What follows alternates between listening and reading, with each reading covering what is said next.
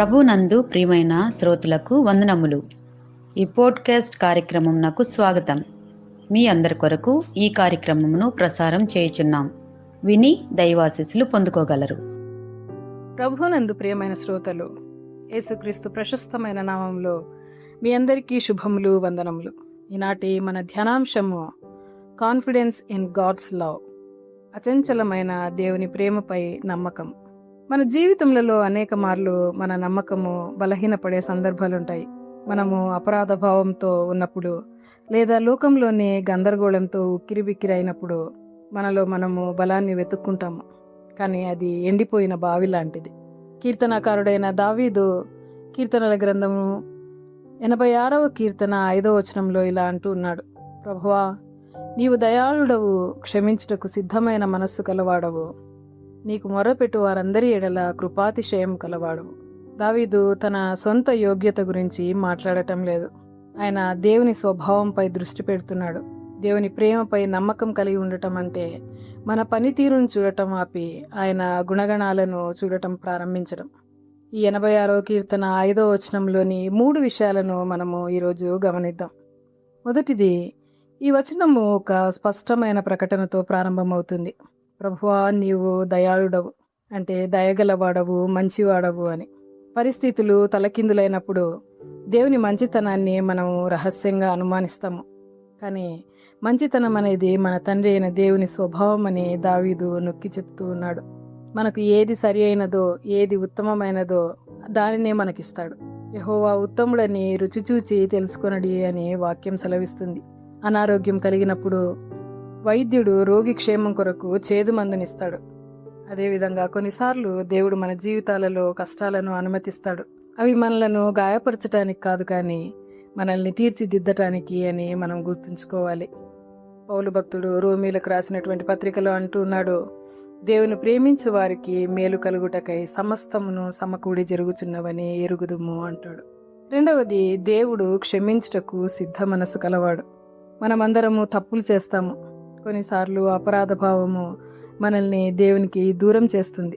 కానీ దేవుడు మనల్ని క్షమించటానికి ఎల్లప్పుడూ సిద్ధంగా ఉన్నాడు. యోహాను రాసినటువంటి మొదటి పత్రిక 1వ అధ్యాయము 9వ వచనంలో ఇలా రాస్తూ ఉన్నాడు: మన పాపములను మనము ఒప్పుకొనిన ఎడల ఆయన నమ్మదగిన వాడును, నీతిమంతుడును కనుక ఆయన మన పాపములను క్షమించి సమస్త దుర్నీతి నుండి మనలను పవిత్రులనుగా చేయును అని. ఒక చిన్న బిడ్డ ఇంట్లో ఏదైనా విలువైన వస్తువును పగలగొట్టి భయంతో దాక్కుంటాడు. కానీ తండ్రి ప్రేమతో పిలిచినప్పుడు ఆ బిడ్డ తిరిగి వచ్చి శిక్షను కాదు, క్షమాపణను మరియు ప్రేమను పొందుతాడు. దేవుడు మనల్ని అలాగే చూస్తూ ఉన్నాడు. మనము ఆయన దగ్గరికి వచ్చినప్పుడు ఆయన మనల్ని త్రోసివేయడు, కానీ మనల్ని క్షమిస్తాడు. యెహోవా దయాదాక్షిణ్యములు కలవాడు, ఆయన దీర్ఘశాంతుడు, కృపా సమృద్ధి కలవాడు అని వాక్యం చెప్తూ ఉంది. మూడవది, ఆయనకు మొరపెట్టు వారందరి ఎడల కృపాతిశయము కలవాడు. కృపాతిశయము అనగా హెబ్రీ భాషలో హెసెద్ అనే పదాన్ని వాడారు. అంటే ఎన్నటికీ వీడని నిబంధన ప్రేమ, అది ప్రవాహం వలె పొంగి పొర్లేది అనే అర్థాన్ని ఇస్తుంది. అపరిమితమైనటువంటి ప్రేమ కలిగిన దేవుడు. ఆయన వాత్సల్యత ఎడతగినది, అనుదినము నూతనముగా పుట్టుచున్నది అని విలాపవాక్యములు 3వ అధ్యాయము 22-23 వచనాల్లో మనము గమనిస్తాం. దేవుని ప్రేమ ఎంత వెడల్పు, పొడవు, ఎత్తు, లోతు ఉన్నదో గ్రహించు వారంగా ఉండాలి అని పౌలు భక్తులు ఎఫెసీయులకు రాస్తూ అంటూ ఉన్నాడు. ఒక జలపాతం కింద నిలబడ్డామనుకోండి, నీరు సమృద్ధిగా నిరంతరంగా ప్రవహిస్తూ ఉంటుంది. మనం దానికోసం బతిమాలనక్కర్లేదు. దేవుని ప్రేమ కూడా అలాంటిదే. అది ఎన్నడూ ఎండిపోదు. కానీ ఇక్కడ మనం ఒక నిబంధనను గమనించాలి. ఆయనకు మొరపెట్టు వారందరి ఎడల ఆయన కృపాతిశయం కలవాడు అనే విషయాన్ని. ఇర్మియా ప్రవక్త 33వ అధ్యాయము 3వ వచనంలో రాస్తూ ఇలా అంటున్నాడు: నాకు మొరపెట్టుము, నేను నీకు ఉత్తరం ఇచ్చెదను అని. మనం ప్రార్థించినప్పుడు, ఆయన యందు విశ్వాసముతో మొరపెట్టినప్పుడు ఆయన పొంగి పొర్లే ప్రేమను మనము అనుభవించే వరంగా ఉంటాము.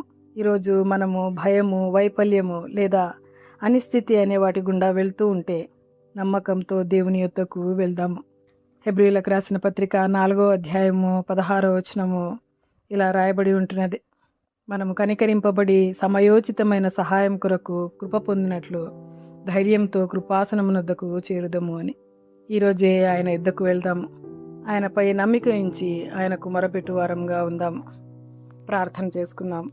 కృపా కనికరం గల మా గొప్ప పరలోకపు తండ్రి, అయోగ్యులమైన మమ్మలను ప్రేమించి మాపై దయ చూపించి మమ్మల్ని క్షమించుటకు సిద్ధంగా ఉన్న మీ వద్దకు మేము చేరి మీకు మొరపెట్టు వారంగా ఉండుటకు, తద్వారా మీ కృపను పొందువారంగా ఉండుటకు మాకు సహాయం చేయమని యేసునామంలో ప్రార్థించి వేడుకొంచున్నాం తండ్రి. ఆమేన్. ఈ కార్యక్రమమును గూర్చి మీ సలహాలు మరియు మీ ప్రార్థనా అవసరతల కొరకు మమ్మను సంప్రదించవలసిన మా ఫోన్ నంబర్ 9448508503 మరియు ఈమెయిల్ ఐడి info@fibaonline.org. మా ఫోన్ నంబర్ మరొకసారి 9480585039. Email ID info@fibaonline.org.